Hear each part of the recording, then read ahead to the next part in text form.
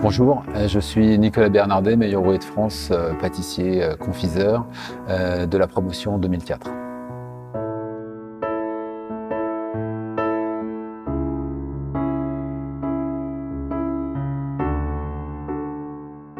Olivier est un précurseur dans la matière, c'est-à-dire qu'il a fait venir du monde entier ici dans son école à Perpignan.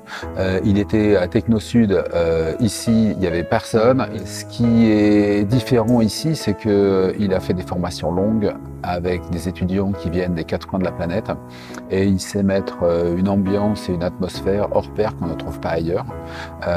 Toujours dans la rigueur de la qualité des produits, avec des explications sur la technologie, des explications des produits, des explications sur la dégustation, des explications, tout est expliqué. Il n'y a rien fait au hasard, tout a une logique.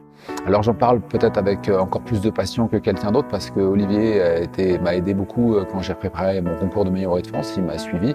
Donc Olivier, ça fait des années qu'on se connaît. Je veux dire qu'Olivier, c'est un petit peu comme mon frère dans la pâtisserie et que voilà, donc c'est exceptionnel ce qu'il a réussi à monter.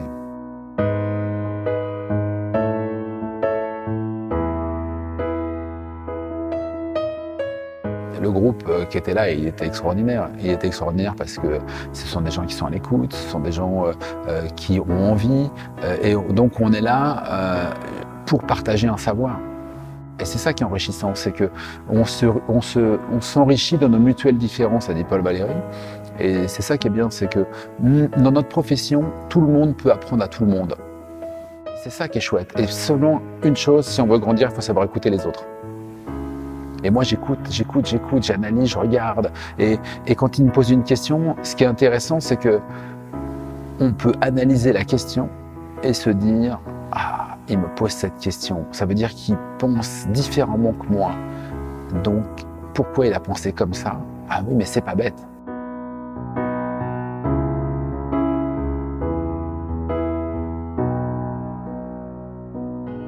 Moi, je dirais comme conseil, d'abord, il faut savoir écouter.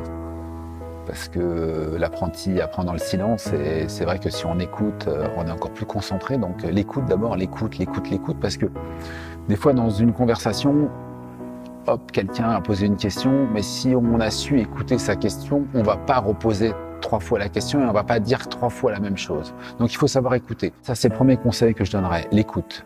L'écoute, ensuite, c'est un peu comme on mange. L'écoute, ça serait on mange.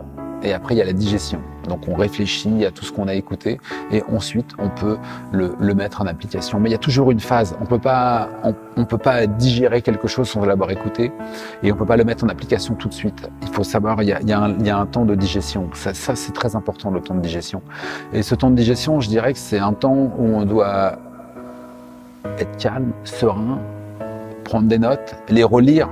Parce que des fois on écrit vite, donc les relire, bien les remettre au pop, les marquer sur des récipients, c'est un logiciel informatique qui est mis ici à disposition, c'est les mettre sur tableur, c'est travailler sur son ordinateur, travailler avec une méthodologie de travail.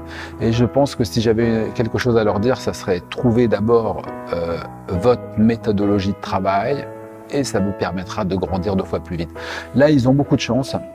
C'est qu'il y a 30 ans, quand on demandait des recettes, on n'avait pas de recettes. C'était tout caché, c'était voilà.